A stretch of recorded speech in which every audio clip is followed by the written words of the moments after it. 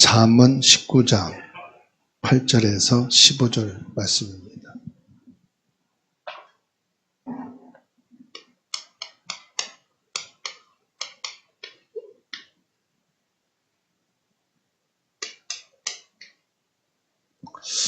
지혜와 규모 있는 믿음.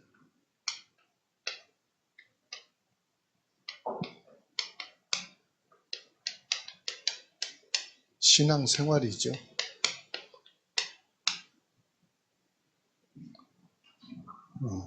8절에서는 지혜와 명철, 그리스도로 내 영혼을 바꾸라는 말씀이고요. 9절은 거짓 증인, 현장의 흑암 문화를 복음 문화로 바꾸라.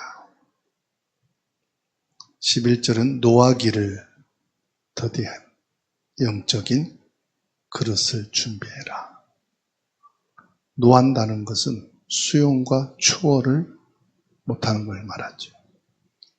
15절은 슬기로운 아내, 하나님의 절대 주권 속에서 만난 축복이라.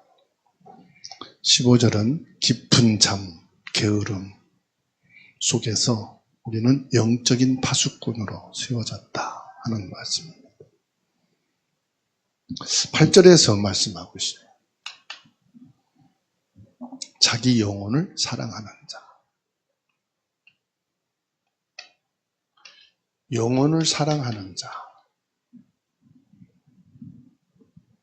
지혜를 얻는 자는 자기 영혼을 사랑하고, 여러분 영혼을 사랑합니까?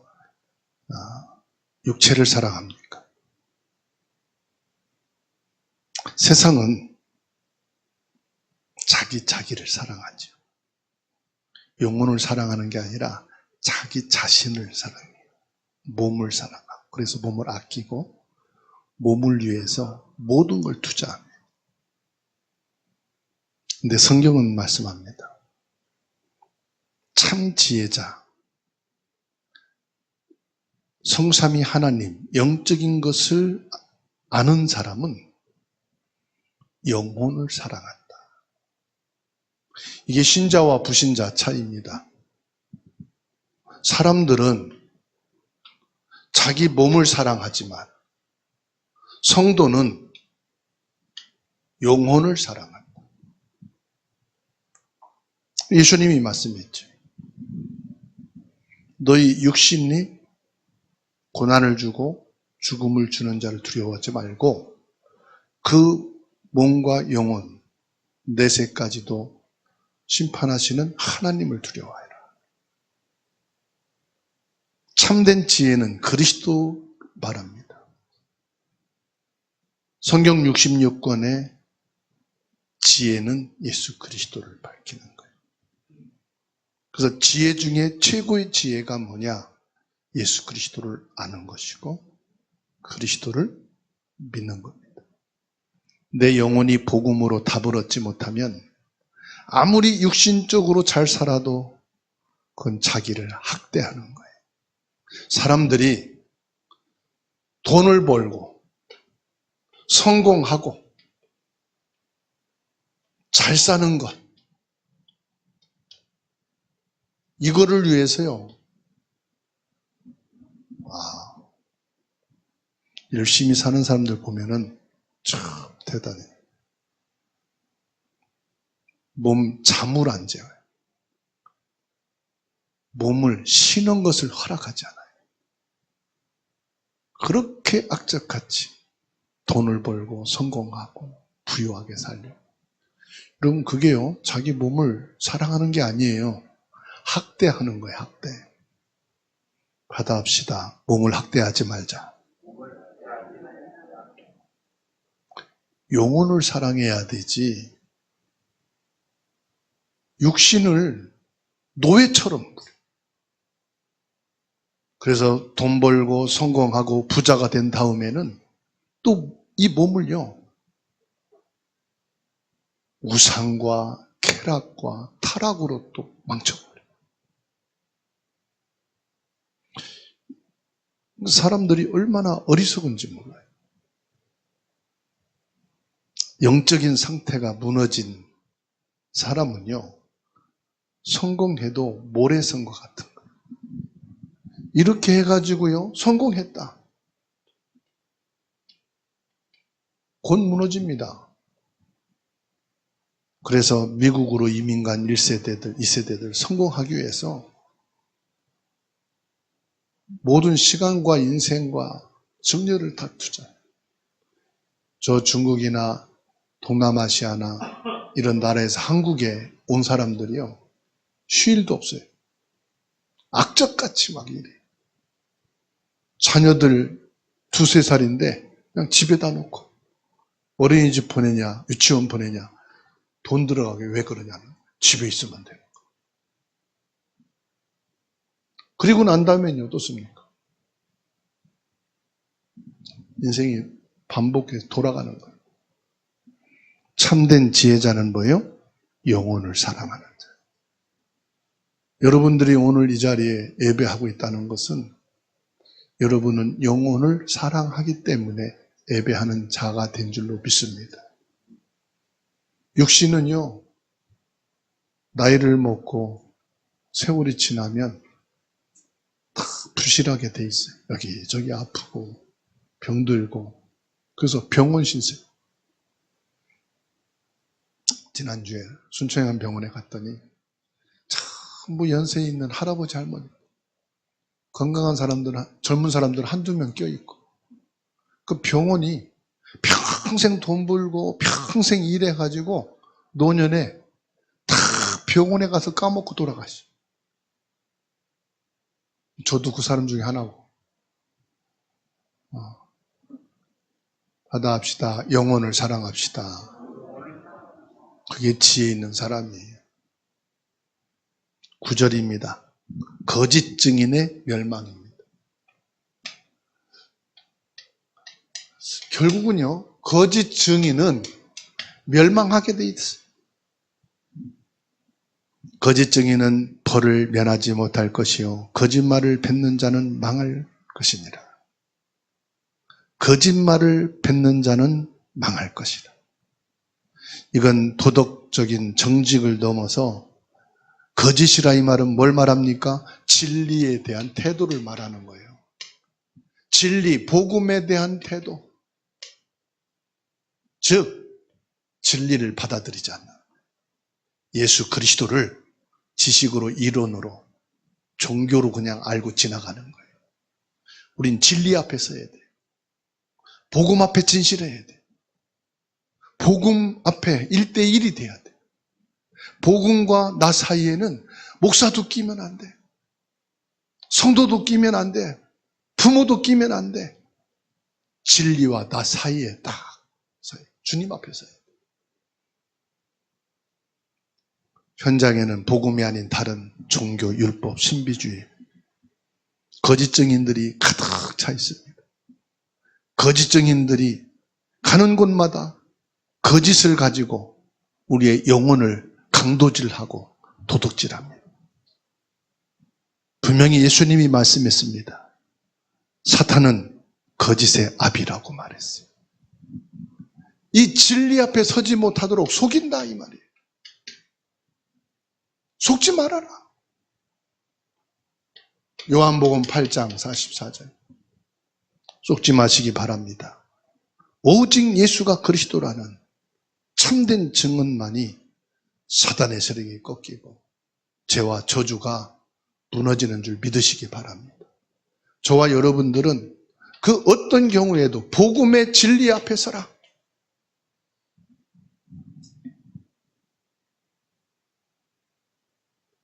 저는 다윗과 사울의 관계를 보면서 다윗이 15살에 골리앗을 꺾었어요. 그 이후로 이 다윗은 15년 동안 사울 왕의 끊임없는 추격과 살인의 죽음의 위험을 피하며 살았어요. 광야에서 15년 동안을 살았다니까요. 15살이면 청소년기 아닙니까?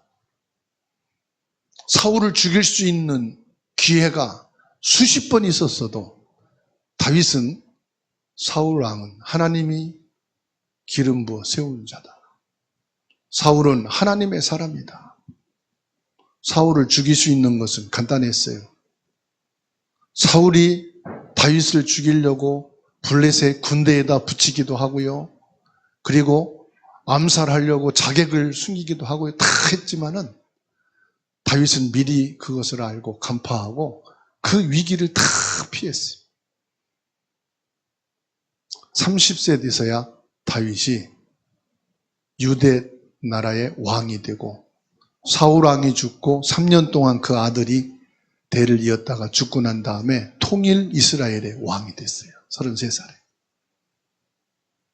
저는 이 다윗을 보면서 사울을 본 게 아닙니다. 하나님의 진리 앞에 선 거예요. 하나님이 불러가고 하나님이 죽게 하기까지는 내 손에 피를 묻히지 않겠다. 내가 사울을 죽이지 않겠다. 내가 사울을 배신하는 일은 없다. 사울에게 악신이 들어가서요. 완전히 귀신에게 잡혀가지고 발악을 하고 발작을 하고. 그런데도 이 다윗은 그 순간순간을 모면하면서도 하나님의 절대 주권, 하나님 앞에 신실한 믿음을 가졌다는 사실. 그 하나님도 다윗을 향해서 내가 너에게 신실히 행하겠다. 너의 후대를 통해서 반드시 참된 왕을 보낼 것이다. 하나님이요. 다윗의 그 중심. 제가 성경 말씀을 보면서 그래, 다윗의 믿음을 가져야겠다. 다윗의 중심을 가져야 되겠다. 하나님이 세운 종을 내가 기준으로 볼 때 아니고 틀렸고 나쁜 사람이라 할지라도 내가 배신하고 내가 떠나가고 내가 갈라치기 하지는 말자. 하나님이 사람인데 하나님이 세운 종인데 세상이 다 손가락질해도 난 하나님 앞에 설 것이다. 그런 믿음을 마음속에 다짐하고 고백을 해봅니다. 세상은 너무 자기중심, 계산, 이기주의, 자기 편한 대로 살아가고 있어요. 그건 목회자도 중직자도 성도들도 세상이 그러니까 다 그런 것이라고 생각합니다. 아닙니다. 하나님은 변함이 없어요. 진리는 변함이 없어요.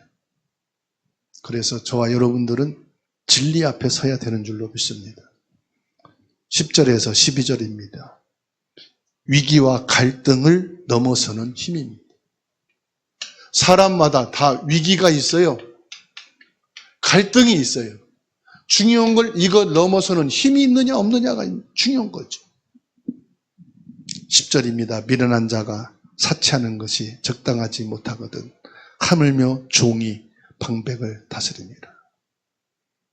미련한 자의 사치를 말합니다. 복음 없는 자는 성공이 자기의 힘으로 된 것으로 착각한다 이 말이에요. 아, 내가 돈을 벌고 내가 성공하고 내가 출세했지. 이것 가지고 사치한다 이 말이에요. 하나님이 주신 은혜와 축복을 알 수도 없고 알려고도 안 하고. 여러분, 우리 인생은요, 내 것이라는 게 없어요. 욥이 고백했듯이 빈손으로 왔다 빈손으로 가는 게 인생이에요. 통장에 얼마를 모아놨느냐, 몇 평의 집을 샀느냐, 어느 정도 땅을 가졌느냐, 아닙니다. 그거 다 부질없는 거예요. 하나님께 갈 때는 땅도 집도 통장도 내 것이 아니에요. 남은 사람 누군가가 씁니다. 그래서 사치란 말은 복음 없는 사람들의 삶을 말하는 것입니다. 11절입니다. 노하기를 더디하는 것이 사람의 슬기요 허물을 용서하는 것이 자기의 영광이니라. 노하기를 더디한다. 무슨 말입니까? 이것은 참는 것을 말하는 게 아닙니다. 복음으로 수용하는 것을 말하는 거예요. 복음으로 수용하라. 하나님이 우리에게 주신 것 가지고 사치하지 말고 그것 가지고 뭐 해라? 복음 앞에 서는 자가 되라. 복음은 뭡니까? 하나님이 주신 것. 하나님이 허락하셨어요. 상대방의 영적 상태를 보면 화를 낼 이유가 없지요. 허물을 용서하는 것은 그를 살리는 전도자의 여유라고 했습니다. 허물을 볼 때 용서하는 것이고요. 저 사람의 영적인 상태. 영적인 상태가 보이는 사람은 거기에 뭘 할 말이 없어요. 12절입니다. 왕의 노함은 사자의 부르짖음 같고 그의 은택은 풀 위에 이슬 같으니라. 왕의 노함과 은택에 대해서 말합니다. 절대 주권자 하나님의 손길을 말합니다. 여기 왕이란 말은 절대 주권자이신 하나님을 말하는 거예요. 하나님의 손길.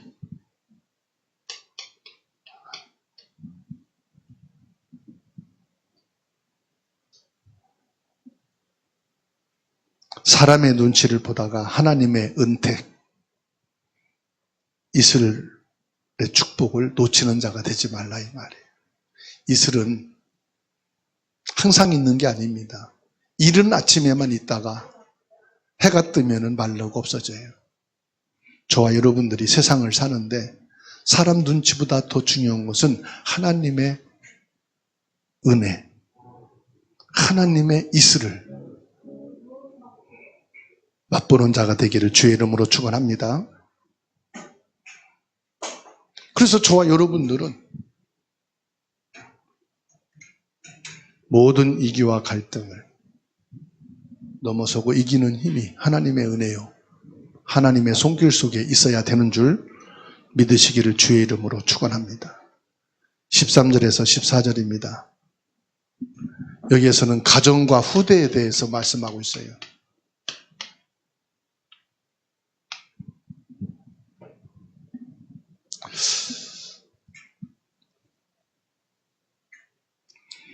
13절에 미련한 아들은 그 아비의 재앙이요 다투는 아내는 이어 떨어지는 물방울이라. 재앙인 아들과 다투는 아내라고 말씀합니다. 뭘 말씀합니까? 이 그리스도의 복음이 그 후대에게 들어가지 않으면 자녀가 재앙이다 이 말이에요. 자녀에게는 그리스도의 복음이 들어가야 된다 이 말이에요. 그게 부모의 영광이다 이 말이에요. 자녀가 참된 복음과 믿음에 서는 것이 부모의 영광이다 이 말이에요. 자녀가 세상에 성공하고 많은 재물을 얻고 성공한 사람이다. 그게 기쁨이고 영광인 것 같죠. 저 삼성의 이재용, 뭐죠? 삼성 부회장 이재용입니까? 집에서 잠도 못 자요. 사업하러 돌아다니라고 전 세계. 집에서 함께 부모와 있을 겨를도 없어요. 만일에 나에게 그렇게 한다면은 난 사업 안 할 것 같아. 그 직원들 먹여 살리고 사업 운영하는데요. 자기 삶이 없어, 자기 삶이. 그죠? 자기 인생이 없다니까. 우리 자녀들이 참된 믿음과 복음 안에 있는 것이 축복이요 영광인 줄로 믿습니다.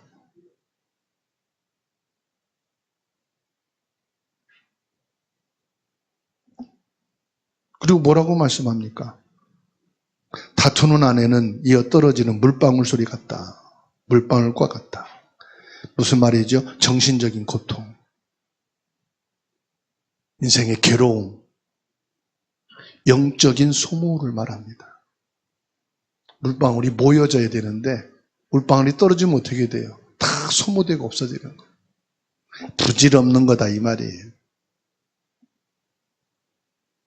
복음 안에 있는 가정, 예수 그리스도가 주인된 아들이요 부부가 되어야 한다 이 말이에요. 그래서 남편도 아내도 자기 주장이 아니라 그리스도로 하나 된 부부가 되시기 바랍니다. 부모와 자녀 관계도 그리스도가 주인된 가정이 되어야 하는 줄로 믿습니다. 14절에 말씀하고 있습니다. 집과 재물은 조상에게서 상속하거니와 슬기로운 아내는 여호와께로서 말미암느니라. 슬기로운 아내는 누가 내신다고요? 하나님이 주신다. 인본주의로 가정을 세울 수 없다는 말이에요. 아무리 가정을, 행복한 가정 세우길 원해도 행복한 가정을 우리 인간의 힘으로 할 수가 없다. 행복한 가정은 하나님이 내신다고 그랬어요. 여러분, 남편 아내에게 죽도록 헌신하고 희생하고 다 비율을 맞춰도요, 한 가지 틀린 것 때문에 시작된 싸움이 이혼까지 가는 거예요. 화장실에서 치약 하나 짜는 습관이 다른 것 때문에 갈등하고 다투다가 결국은 이혼까지 가는 부부들도 있어요. 여러분, 집에서 치약 짜는 것 때문에 싸웁니까? 안 싸웁니까? 여러분, 집에서 양말 벗어 양말 바구니에 던지는 것 때문에 싸우는 가정 있습니까? 없습니까? 별거 아닌 건데 이게 갈등과 싸움으로 되어지면서 나중에는 자존심. 그래서 제일 듣기 싫은 소리가 뭘까요? 아내고 남편. 우리 집에는 우리 부모는 이러지 않았어. 그럼 부모랑 살지 왜 나랑 결혼했어? 이게요, 서로 감정을. 우리 이러지 말자, 이게 나. 부모, 형제 말하지 말고 우리 서로 맞춰서 이렇게 하지 말자. 행복한 부부, 행복한 가정은 누가 주신다고요? 하나님께서 주신다. 이건 무슨 말씀이냐? 하나님이 주인 되어야 된다, 이 말이에요.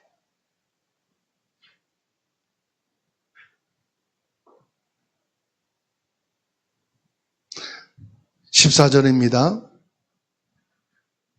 집과 재물은 조상에게서 상속하거니와 슬기로운 아내는 여호와께로서 말미암느니라. 하나님이 만남의 축복을 주셔야 돼요. 그래서 여러분 자녀의 결혼을 위해서도 기도하시고 여러분 자신의 결혼을 위해서도 기도하시기 바랍니다.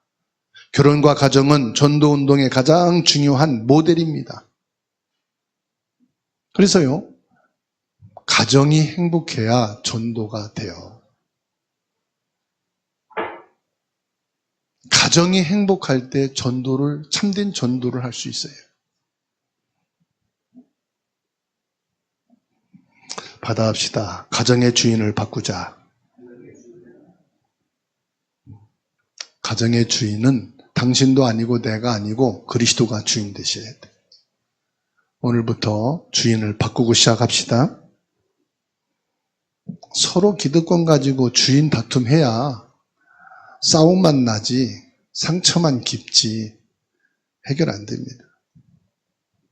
15절입니다.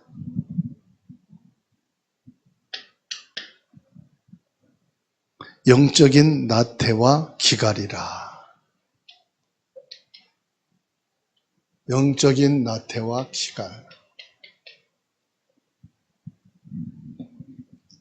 함께 읽습니다. 게으름이 사람으로 깊이 잠들게 하나니 태만한 사람은 줄일 것이니라. 게으름은 육신적인 나태를 넘어서 영적인 잠에 빠지는 상태를 말합니다. 여러분, 우리가 신앙생활을 하려면요, 육신적으로 나태하고 게으르면 신앙생활을 못해요. 사단은 우리를 영적인 무기력에 빠뜨리려고 자꾸만 육신의 나태와 게으름을 갖다 줍니다. 어떤 사람은요, 잠이 너무 많아가지고 예배 시간을 놓치는 경우가 다반사예요. 왜 그러냐? 이게 영적으로 나태해서 그래요.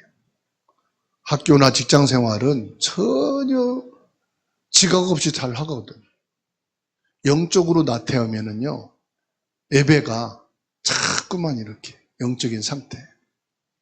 그래서 저와 여러분들이 막 열심히 부지런내는 거하고는 다릅니다. 저와 여러분들이 영적으로 나태하면은 곧 무너지게 돼 있어요. 영적인 무기력함, 영적인 나태함, 영적인 잠에 든다. 무슨 말이냐? 말씀의 흐름을 놓친다 이 말이에요. 기도가 멈춰지면은 영혼은 굶주리게 돼 있어요. 그래서 우리가 말씀을 받고 기도하는 것은 내 영혼이 힘을 얻고 내 영혼이 건강한. 여러분, 밥을 계속해서 안 먹으면 굶주리면 어떻게 되지요? 힘이 없어요. 일은 똑같이 하는데 그 다음 일을 감당할 수가 없어. 힘이 없으니까. 힘이 있으면 상관없거든요.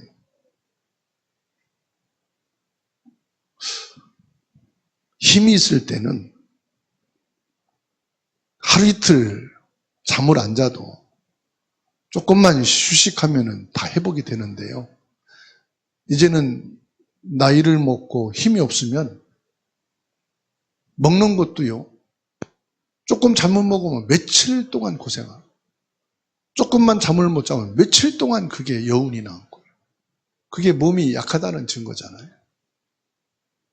그래서 저와 여러분들이 24시 기도의 말씀의 축복 속에 있어야 되는 줄로 믿습니다. 계속해서 우리가 성경을 읽잖아요. 성경 통독이 아니라 매일 조금씩 그 성경을 읽는 것도요, 큰 힘이 돼요. 그리고 많은 분량이 되더라고요. 그냥 시간 주어진 대로 10분, 20분 이렇게 읽으니까요. 전에는 성경 한 권 1년 동안 읽어야 되겠다 마음 먹을 때는 왜 이렇게 진도가 안 나가고 안 넘어가고 이거 언제 한독 하나 했는데요. 그냥 시간 되는 대로 하루에 10분씩 읽는다고 읽으니까요. 벌써 신약 성경이 다 읽어졌어요. 사람이 계산하고 동기를 갖고 있는 거하고 매일매일 그냥 말씀 속에서 읽는 거하고는 여유가 있고요. 또 영적인 그 자세가 달라요. 설교를 하기 위해서 읽은 성경인데도요. 하나님 앞에서 편안하게 말씀을 읽어가는데요. 보지 못했던 거, 놓쳤던 부분들이 또 보여지고요. 그래서 저와 여러분들이 24 기도 속에 말씀 속에 있는 것이 내 영혼이 깨어 있는 것이죠. 영적으로 세워져 있는 거예요. 그래서 잠언서는 지혜서가 아닙니다. 복음 가진 자가 현장에서 승리하는 영적 규모를 말씀하고 있어요. 결론입니다. 내 생각과 내 고집을 버리고 하나님의 지혜로 인생을 바꾸셔야 됩니다. 하나님의 지혜란 뭐지요? 말씀이에요. 하나님의 말씀으로 내 인생을 바꾸자. 말씀이 뭡니까? 예수 그리스도 복음이지요. 예수 복음으로 인생을 바꾸라. 바꿔야 될 내용은 오늘 8절에서부터 15절까지 쭉 말씀해 주셨습니다. 그래. 내가 말씀으로 인생이 바꿔지고 그리스도로 인생이 바꿔지고 인생이 바뀌어진 규모 있는 믿음이 뭐냐? 그리스도가 주인 된 것이다. 게으름을 이기는 힘은 오직 성령 충만입니다. 성령 충만할 때는 뭘 말합니까? 기도입니다. 기도로 내 인생을 바꾸자. 기도로 내 인생의 스케줄을 바꾸자.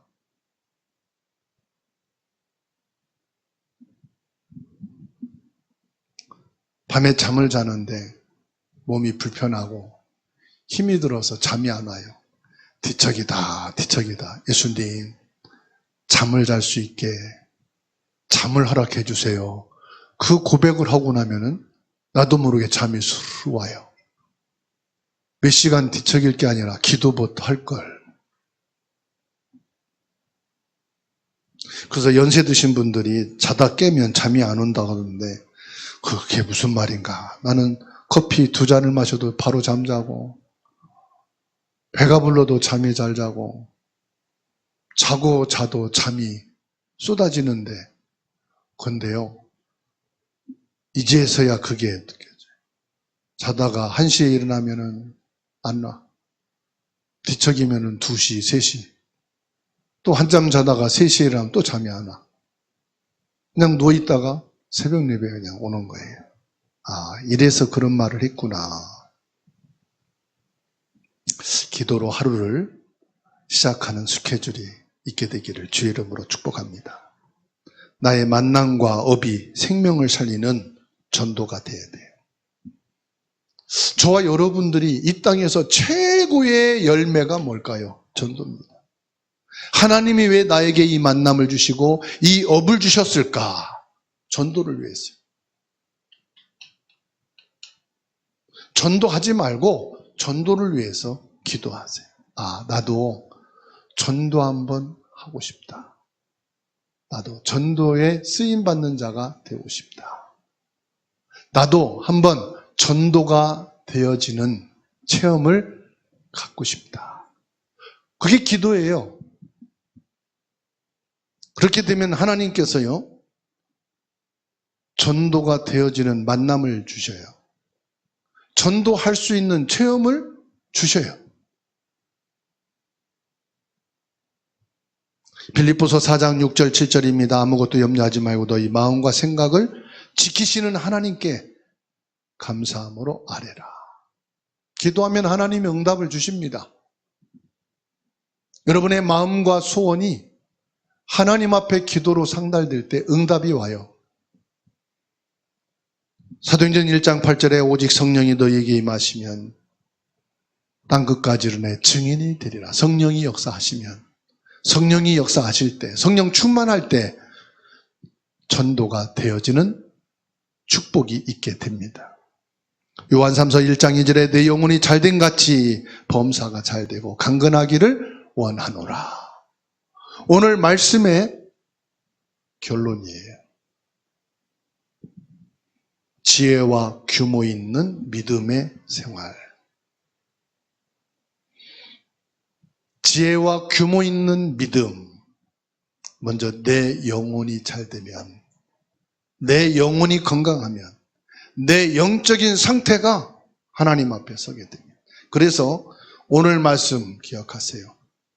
내 몸을 아끼고 사랑하는 것보다 영혼을 사랑하는 사람이 되자. 여러분의 영혼이 얼마나 소중한지 아세요? 몸은 죽어 썩어도 영혼은 죽질 않거든요. 거짓에 속지 말라. 예수 그리스도 복음 진리 앞에 사는 자가 되자. 위기와 갈등을 넘어설 수 있는 그 힘이 있어야 우리가 이 땅에서 하루도 승리할 수가 있어요. 가정과 후대, 행복은 하나님이 주시는 거다. 물론 내가 잘해야 됩니다. 내 역할, 내 위치를 지켜야 됩니다. 하나님이 축복하셔야만 이 모든 것이 행복으로 연결됩니다. 그래서 여러분 남편, 자녀들, 아직 복음이 믿음에 서지 않은 가족들이 지금 영적인 생활, 믿음 생활 모르죠? 방황하고 있죠? 받아합시다. 내 덕택에 잘 살고 있다. 여러분이 있으니까 그렇게 잘 사는 거요.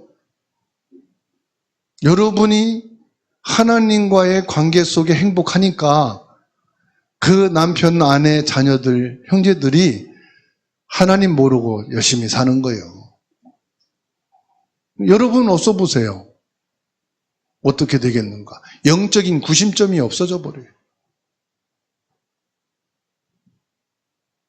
오늘 말씀으로 지혜와 규모를 누리는 최고의 믿음과 축복 속에 있기를 예수 그리스도 이름으로 축원합니다.